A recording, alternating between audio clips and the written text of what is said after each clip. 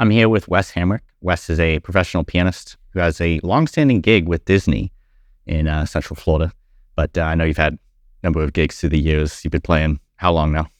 Since I was about 5 years old, so it's a long time. Sure. I'm not going to tell you how many years. It's a long time. Wes actually just finished recording some demos with us with a couple of our pianos. So he's not an employee of the store, but he's gratefully come in and gave some of his insights about these three amazing pianos that we have, a Steinway, a Mason and Hamlin, and a Baldwin.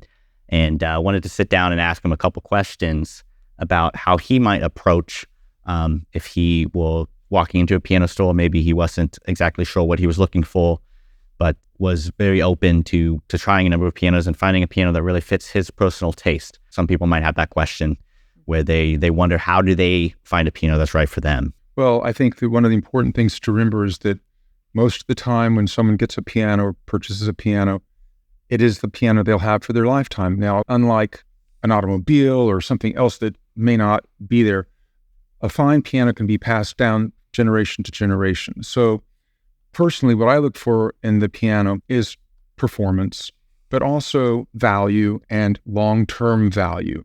Not overpaying for more than you need, but getting really the best quality that you can afford. The other thing to remember is that if you're looking at pianos, a lot of times try to get into that 6-foot size or larger, because that's where you really get into the grand piano tone, the performance of the instrument itself, and you have a better balanced sound on the piano. And remember that in your living room situation, 4 or 5 inches in length of your piano is not going to really change. Does the piano fit or not? There are some exceptions to that, but in general, the piano is going to look better if it's a little longer, which is important because they're beautiful. They are really beautiful instruments, and they're, like I said, that this piano will go to your grandchildren eventually. And that's the way to think of the piano as an heirloom. I look for a piano that's got an excellent touch, even note to note. The design of the tone going from the bottom to the top of the piano doesn't have any loud points and soft points and bright points, but that it's got a beautiful evenness to the sound. That's called the voicing of the piano has got to be good. I think there's a lot that can be said about the performance of an instrument. Is it quality craftsmanship? What's the quality of the parts that are in it? How well has it been maintained? Those types of things. But maybe also you can touch a little bit on personal preference. There is this characteristic to pianos. A Baldwin is always going to be different than a Steinway, is always going to be different from a Bösendorfer, is always going to be different from a Yamaha.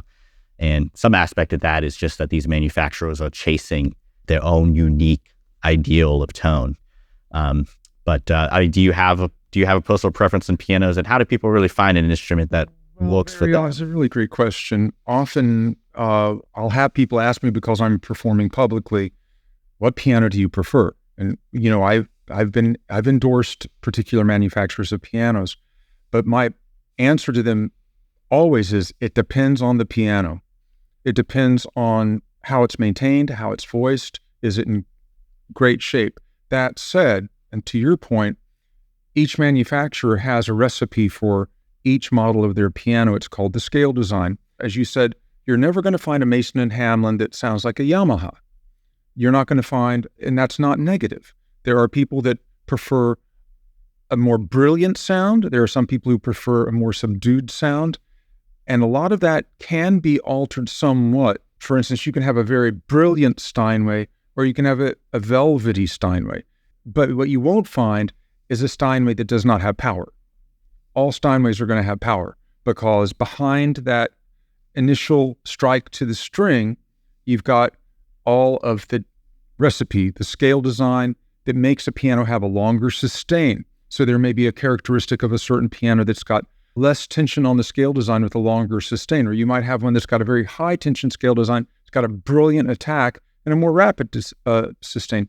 Over the years, different manufacturers have patented their ideas, and after the patent runs out, if it was a really super idea, for instance, Steinway started the cross-stringing the bass section of the piano. Now all pianos have cross-strung scale design. Sure. But there is something to be said.